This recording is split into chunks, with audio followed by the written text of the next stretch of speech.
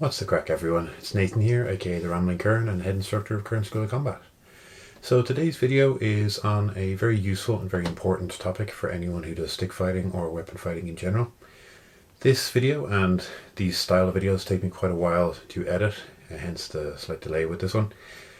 Mainly just because I have to go through a lot of footage, a lot of sparring footage, and kind of cherry pick the perfect examples of these things so that you guys get the best experience and the best understanding of these videos. So if you'd like to sponsor my work and help me create more similar videos, you'll find my Patreon down in the description.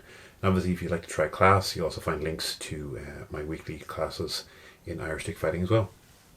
So this video, as you'd see in the description and in the title, is based on the ranges in stick fighting. Now this video is useful for anyone who does stick fighting or for someone who doesn't, but wants to kind of understand a bit better as to what goes on.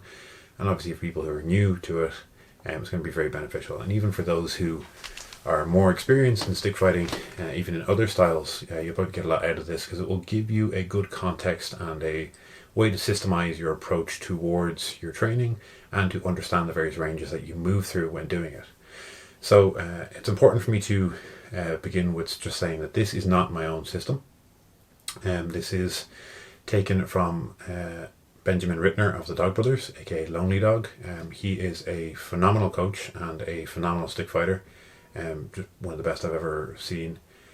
And I'm going to link his work in the description, so if you want to go check that out, I really highly recommend it. He has a lot of amazing instructionals, and like I said, he's a phenomenal coach. Now, the Dog Brothers have their own system for dealing with various ranges and explaining it to people. This is just the one that I have been most exposed to from Ben, and that is the 5 range system. So it is 5 ranges. You have snake range, you have long range, you have medium range, and you have close/clinch range, and you have groundwork. Now, each of those is very important to understand, and it's also important to understand how to move between those ranges and back out of those ranges. That's what this video is going to be about. It's going to give you guys an explanation of what those ranges are, what to look for in them, how to understand them, and a small little addition of a concept that I find very, very useful when teaching ranges to people and to understand range. Now, I'm going to, like I said, swap over to more footage of sparring so that you guys get a actual understanding of what this looks like in practice, and so you guys can actually see what it is I'm talking about, because I could prattle on for days, but it's going to be far more useful for you guys to have a look at. So I'm going to pass you over to that. I do hope you enjoy it, and away we go. So the first range we're going to discuss is off range, commonly referred to as snake range. And this one's a little bit difficult to get good examples of in my gym, mainly due to the space being a little bit more confined, and as a result of things being a little bit closer than you'd normally see for snake range. But basically the concept and main idea behind snake range is that you're at a range where you start to use your movement, your footwork and your feints in order to get a read on your opponent and get some sort of reactions from them so that you can get an understanding of what they're going to do next. So you see some examples of that here. Purple starts to use some feints, getting green pants to back up and get some reactions out of them. Generally in this range, shots should miss. This is a little bit closer than you normally see in snake range, but this is the sort of thing that you want to force the opponent to react and get a reaction from them. So the next range will be long range or weapon range. As you can see here, generally there's 2 things that are going to happen. You're going to be at a range where both weapons will be able to hit, and you're looking to generally target the hands and the knees, because the hand will generally be close to or over the knee, making both targets available. This takes people quite a while to get used to, the hands being a major target in stick fighting. It's something that really takes some getting used to and really changes the ranges that people are used to. But you also see the likes of this where knees then become quite an important target too. Next then is medium range. Now this is the range you probably want to be at the least amount, because things like this will happen. You'll be able to get shots into the head and into what fencers would commonly call the deep targets, the chest, the head, the stomach.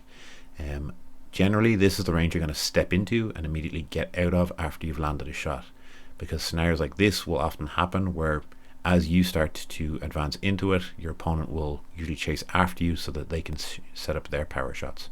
This is a very clear example where you'll see grey starts to advance forward and green starts to chase after, sticking in that range, not allowing them to do anything, and then swarming them to get to the next range. So the next thing then is going to be close or clinch range. Things like this are very common in stick fighting and take people quite a while to get used to. The stick is always going to be there to grab once you get close to each other. That, as a result, makes things like this, clinch range and grappling range, very common, and often leads to ground, as you see there. However, things like this, where you see red set up a crash due to seeing the stick being low, allows red to advance forward and use the terrain to get themselves in and then back out into medium range to land those power shots. This range is also going to be where you'll see the most amount of disarms, because in scenarios like this where grey shorts faked a shot and then caught the block as it was within his actual arm's reach, this is something that you'll see a lot in close range.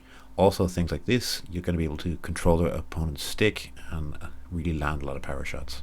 Now, this is something that is inevitable with stick fighting, and a lot of people argue this point, but when you have two blunt objects, the easiest way to keep yourself safe is to get close. Scenarios like this where you go to the ground and you'll see the stick gets trapped in between the two bodies.